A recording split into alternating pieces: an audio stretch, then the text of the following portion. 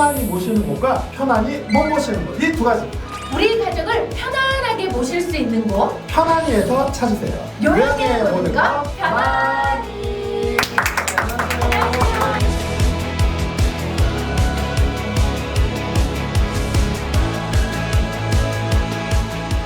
자, 오늘 저희 편안히에서 예. 나눌 주제는요. 예. 아니, 요양시설에는요. 왜 요양보호사가 부족할까요? 제가 최근에 원장님들이나 데이케어 센터장님이랑 말씀을 나누다 보면 어르신들이 없는 것도 문제지만 네. 요양보호사분들을 못 구해갖고 어르신을 받지 못하는 케이스들도 상당히 있어요. 가장 중요한 이유가 뭐겠어요? 딱 이건 말도 필요 없어요. 아. 액션을 보세요. 이거 집니다. 이게 최저 시급의 과다한 업무량 때문에 오셨다가 오래 계실 수가 없어요. 시급을 올려주지 않으면 근본적으로 해결이 안 돼요. 이거 방법은 자가 부담을 좀 더하는 수밖에 없어요. 수급자들이 요양보호사가 기저귀 2시간 만에 한 번 갈아주네, 밥 먹을 때 5분 만에 하네, 막 불평불만 하시는데요. 가서 한번 일해보세요. 지금 정부 지정에 의하면 2.3명 대 1명이라고 하지만 3교대를 감안을 하면 실질적으로 혼자서 7분을 봐야 되는데 집에서 보시는 것처럼 여유 있게 받을 수가 없거든요. 어쨌든 시급에 따른 너무 과다한 업무량 이렇기 네. 때문에 개인들이 비용을 좀 더 부담을 하게끔 바뀌는 수밖에 없습니다. 네. 그래서 돈을 덜 내시는 데는 어르신 7명당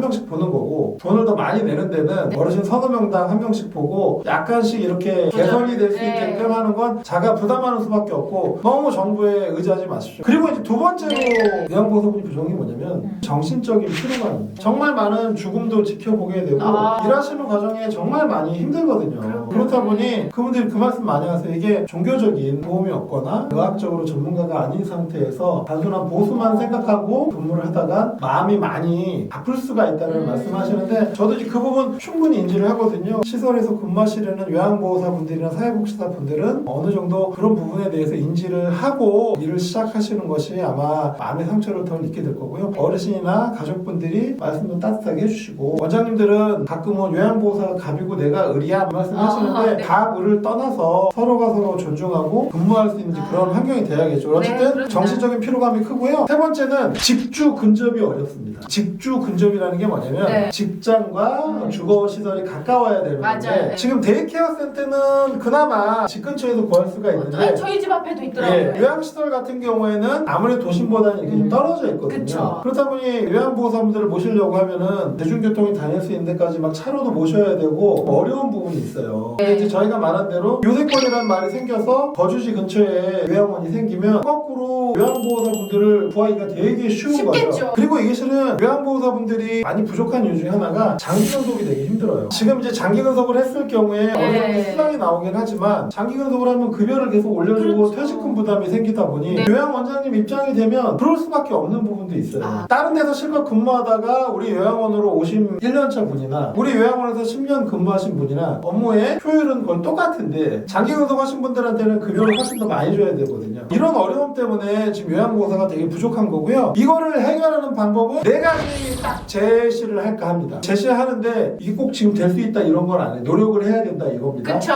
첫 번째, 급여 인상해줘야 됩니다. 정부에서 할 수 있는 건 제약이 있고요. 수익자가 부담해야 됩니다. 지금은 수익자가 부담을 하려고 해도 그게 한계가 있는 상황이고요. 제가 보기에는 수익자가 부담을 해야 되고 거꾸로 아니면 그분들이 뭔가 팁을 받거나 아니면은 봉사 기부금을 받거나 그런 거라도 돼야 되는데 지금은 이도 저도 정부가 다 막아놨어요. 그러니까 안 된다고요. 그분들이 공정하게 팁을 받거나 기부를 받을 수 있는 문화 그 루트를 열어줘야지 해결이 된다고 생각을 합니다. 그래서 팁과 기부와 관련해서는 저희도 지금 여러 가지를 고민을 하고 있고 저희 플랫폼을 통해서 아이디어를 낼 테니까 그 부분을 좀 참조를 해주셨으면 좋겠습니다. 두 번째는 로봇 IT의 도움입니다. 이게 완벽하진 않은데 IT나 로봇의 도움이 있으면 개인들이 일해야 되는 부분들을 수고를 좀 덜어드릴 수가 있어요. 예를 들면 식사 같은 것도 로봇이 직접 운반하고 그리고 또 센서 같은 경우가 있어서 어르신이 낙상과 관련된 행동을 하시거나 그러면 저절로 비상벨이 가거나 아니면은 여러 가지 생체 신호나 이런 걸 체크를 해서 비상 상황을 대비를 한다던가 어쨌든 IT적인 도움으로 해서 우리 요양보호사분들의 수고를 조금 덜을 수 있습니다. 그리고 세 번째는 외국인 근로자의 유입입니다. 요거는 제가 다음 편에 이 부분과 좀 따로 말씀을 드릴 거고요. 그리고 네 번째는 60대 이후에 고령층 일자리가 지금 되게 많이 필요한 상황인데 이분들이 요양시설에서 원활하게 일할 수 있는 제 계획은 그렇습니다. 60대 1년 일할 때마다 7, 80대 본인 요양원 1년 있을 그 비용을 갖다가 보험이나 금융을 들어주는 거죠. 60대 은퇴하신 분이 나 나중에 요양원 어떻게 가지? 애들한테 이미 돈 다 썼는데 그러시거든요. 그러면 60대 이후에 급여가 200만 원, 250만 원 되면 그중에 일정 부분은 본인의 노후 생활비로 쓰고 10년 일한 거 갖고서 75세 이후에 10년을 요양실을 쓰실 수 있게끔. 어쨌든 이게 완벽하진 않은데 지금 말한 대로 급여 인상, 로봇의 도움, 외국인 근로자, 또 60대 이상 뭐 이런 전반적인 같은 노력을 해야 지금 이 어려움이 해결이 됩니다. 요양보호사분들 정말 너무 힘드시거든요. 그러다 보니까 구하기가 힘든 거예요. 저희 작은 바람은 젊은 청년들이 요양보호사에 대한 사명감을 가지고 함께 동참할 수 있는 분들이 많이 나왔으면 좋겠다는 생각이 드네요. 그것 때문에 자립준비 청년과 함께하는 요양 프로그램 저희가 지금 진행 중이고요. 제가 지금 지나가는 것처럼 드린 많은 것들이 대부분 편안히에서 준비하고 있는 해결책이 있습니다. 하나씩 끄집어낼 거고요. 그렇다 보니 저희의 역량도 많이 키워야 되고 그러려면 유튜브를 시청해주시는 많은 분들이 응원도 많이 해주시고요. 좋은 제안도 많이 해주십시오. 자, 오늘 저희 편안히에서는요, 요양시설에는 왜 요양보호사가 부족할까라는 주제를 가지고 이야기를 나눠봤습니다. 앞으로도 저희 편안히는 요양에 관한 모든 것들을 함께 고민하고 해결해 나가도록 하겠습니다. 여러분의 실버라이프가 골드라이프가 되는 그날까지 열심히 노력하겠습니다. 여러분, 이번 한 주간도 다 함께 편안!